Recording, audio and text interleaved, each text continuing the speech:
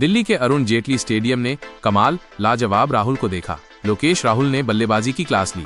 इस बार के आईपीएल में उन्होंने अपनी बल्लेबाजी का अंदाज बदल दिया है। राहुल ने विराट कोहली की यादें भी ताज़ा कर दी, लेकिन उनका शतक काम नहीं आया। राहुल को देखकर दिल्ली के बाकी बल्लेबाज सीख नहीं पाए, लेकिन राहुल की उस क्लास से सीखकर गुजरात टाइटंस ने जीत हासिल की। शुभमन गिल और साई सुदर्शन की ओपनिंग जोड़ी ने दिखाया कि रन चेज कैसे करते हैं। दिल्ली के घरेलू मैदान पर उन्हें हराकर गुजरात इस बार के आईपीएल के प्लेऑफ में पहुंचने वाली पहली टीम बन गई। गुजरात ने 6 गेंदें शेष रहते हुए 10 विकेट से जीत दर्ज की। शुभमन और सुदर्शन के बीच होड़ थी कि कौन पहले शतक बनाएगा। आखिरकार सुदर्शन के बल्ले से शतक निकला। उन्होंने 56 गेंदों में 100 रन बनाए। छक्का मारकर वे 3 अंकों तक पहुंचे। वे भी राहुल के जैसे बल्लेबाज हैं, तकनीक पर ज्यादा जोर देते हैं। टी20 क्रिकेट का मतलब सिर्फ ताकत का खेल नहीं है, यह राहुल और सुदर्शन जैसे खिलाड़ी बता रहे हैं। गुजरात के बाएं हाथ के सलामी बल्लेबाज 108 रन बनाकर नाबाद रहे। कप्तान शुभमन 93 रन बनाकर नाबाद रहे। मैदान पर खड़े होकर निराश राहुल ने अपनी टीम की हार देखी। इस बार दिल्ली की ओपनिंग जोड़ी बार बार बदली है। फाफ डुप्लेसी, अभिषेक पोरेल, करुण नायर से लेकर जेक फ्रेजर मैकगर्क तक सूची लंबी है। राहुल ने भी ओपनिंग की है। हालांकि कुछ मैचों में जब उन्हें जहां जरूरत हुई, दिल्ली ने उनका इस्तेमाल किया, लेकिन गुजरात के खिलाफ अक्षर पटेल और बाकी टीम ने सही फैसला लिया, बल्कि राहुल ने उन्हें ऐसा करने पर मजबूर कर दिया। पारी के ब्रेक में दिल्ली के मेंटर केविन पीटरसन ने बताया कि राहुल खुद ओपन करना चाहते थे। ये साफ था कि वे जिम्मेदारी लेना चाहते थे और उन्होंने करके दिखाया। अभिषेक के टीम में होने के बावजूद राहुल ने डुप्लेसी के साथ ओपन किया। उन्होंने दिखाया कि उन्हें इतने बड़े स्तर का बल्लेबाज क्यों कहा जाता है। राहुल क्रिकेट की क्लासिकल शैली के बल्लेबाज हैं। तकनीक उनका मुख्य हथियार है। वही अरुण जेटली स्टेडियम में देखने को मिला। 2025 के आईपीएल के राहुल और 2024 के आईपीएल के राहुल एक ही व्यक्ति हैं, लेकिन एक बल्लेबाज नहीं। पिछले साल आईपीएल में कई मैचों में 250 के आसपास या उससे ज्यादा रन बने थे। रनों की उस बाढ़ को देखकर भी राहुल अपनी क्रिकेट दर्शन पर अडिग रहे। एक इंटरव्यू में उन्होंने कहा था, स्ट्राइक रेट मेरे लिए महत्वपूर्ण नहीं है। स्ट्राइक रेट को थोड़ा ज्यादा महत्व दिया जाता है। वे पिच पर टिककर बड़ी और अच्छी पारी खेलने को प्राथमिकता देते थे। उस समय बल्लेबाज राहुल की ये मानसिकता टेस्ट क्रिकेट के लिए आदर्श थी। शायद वनडे क्रिकेट के लिए भी कुछ हद तक, लेकिन टी20 क्रिकेट के लिए नहीं। 20 ओवर के क्रिकेट में गेंदों से रन काफी ज्यादा होने की उम्मीद रहती है। लखनऊ सुपर जायंट्स के तत्कालीन कप्तान टी20 क्रिकेट के इस दर्शन के साथ तालमेल नहीं बिठा पा रहे थे। अर्जित ज्ञान और आधुनिक क्रिकेट की मांगों के बीच द्वंद्व में वे अपनी सीख को ही आगे रखते थे। राहुल बदल गए हैं। उन्होंने अपनी बल्लेबाजी का दर्शन बदल दिया है।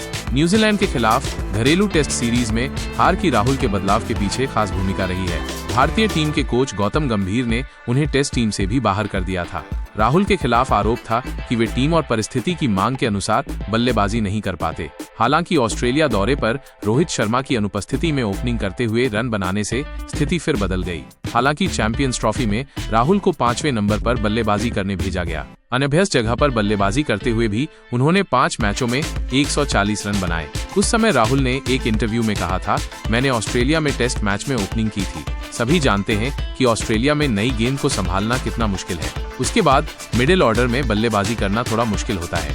मेरी कोई शिकायत नहीं है। पिछले 4-5 सालों से मैं सफेद गेंद का क्रिकेट ऐसे ही खेल रहा हूँ।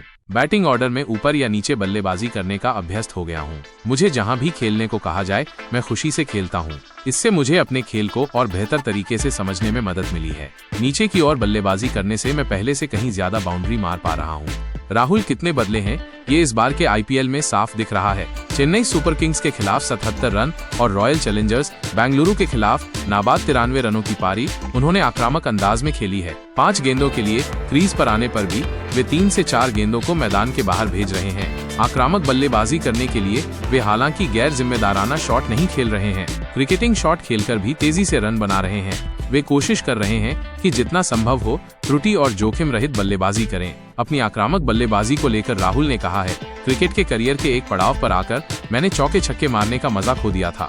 मैं अपनी बल्लेबाजी को और निखुंता करना चाहता था, लेकिन एक पड़ाव पर वो रुक गया। दरअसल क्रिकेट का खेल ही बदल गया है। खासकर टी20 में जितना संभव हो बाउंड्री मारनी होती है। जो ज्यादा चौके छक्के मार सकते हैं वही जीतते हैं। दिल्ली के मैदान पर भी वही बल्लेबाजी देखने को मिली। उन्होंने शुरुआत से ही तेज खेला, पावर प्ले का फायदा उठाया, 30 गज के घेरे के ऊपर से खेला। बाद में जब फील्डिंग फैल गई तो उन्होंने उसके गैप का इस्तेमाल किया। राहुल ने इस पारी को शिक्षा के स्तर पर कैसे पहुंचाया, इसका मुख्य कारण है गेंद चुनने की क्षमता। राहुल हर गेंद पर मारने की कोशिश नहीं कर रहे थे। वे जानते थे कि दिल्ली का ये मैदान बड़ा नहीं है, यानी उन्हें मारने वाली गेंद मिलेगी। राहुल ने उस इंतजार को किया। इसके साथ ही राहुल ने भी लॉन्ग ऑन से लॉन्ग ऑफ का इस्तेमाल किया। उन्होंने बहुत ज्यादा आड़े शॉट नहीं मारे, जो कुछ मारे भी वे लेग स्टंप पर की गई गेंदों पर थे। राहुल ने 60 गेंदों में अपना शतक पूरा किया। मिड विकेट पर पुल मारकर गेंद को बाउंड्री पर भेजकर उन्होंने बल्ला ऊपर उठाया, हेलमेट खोला, पसीना पोंछा और फिर बल्लेबाजी शुरू कर दी। ओपनिंग करने के बाद वे अंत तक खेले। 56 गेंदों में 112 रनों की पारी में राहुल ने 14 चौके और 4 छक्के मारे। उन्होंने 172.29 के स्ट्राइक रेट से रन बनाए। टीम के कुल रनों में आधे से ज्यादा रन अकेले राहुल ने बनाए। हालांकि उनके 2 छक्कों ने सबका ध्यान खींचा। शॉर्ट गेंद पर पिछले पैर पर खड़े होकर राहुल ने 2 सीधे छक्के मारे। कोहली की याद आ गई। 2022 T20 विश्व कप में मेलबर्न में कोहली ने पाकिस्तान के हारिस रऊफ की शॉर्ट गेंद पर पिछले पैर पर छक्का मारा था। मेलबर्न की वो तस्वीर अरुण जेटली स्टेडियम में दिखाई दी। बेशक मेलबर्न की तुलना में दिल्ली का मैदान काफी छोटा है, फिर भी राहुल की इस उपलब्धि को नकारा नहीं जा सकता। हालांकि वो शतक काम नहीं आया। राहुल की क्लास से सीखकर उनकी टीम को गुजरात ने हरा दिया। टीम के दोनों ओपनर शुभमन और साई सुदर्शन ने पावर प्ले का फायदा उठाया, ठीक वैसे ही जैसे राहुल ने उठाया था। वे भी जानते थे कि विकेट पर टिके रहने से रन आएंगे। वही हुआ। ओस पड़ने से गेंदबाजों का काम और मुश्किल हो गया। दिल्ली का कोई भी गेंदबाज उन्हें परेशान नहीं कर सका। गुजरात के दोनों बल्लेबाजों ने भी बड़े शॉट के लिए मैदान के फ्रंट एरिया का इस्तेमाल किया। सुदर्शन ने ज्यादा चौके मारे, लेकिन शुभमन का लक्ष्य बड़े शॉट की ओर था। शतकीय साझेदारी होने के बाद लगा कि दिल्ली ने हार मान ली है। आखिरकार वही हुआ। इस हार के बाद दिल्ली का प्लेऑफ में पहुंचना और मुश्किल हो गया है।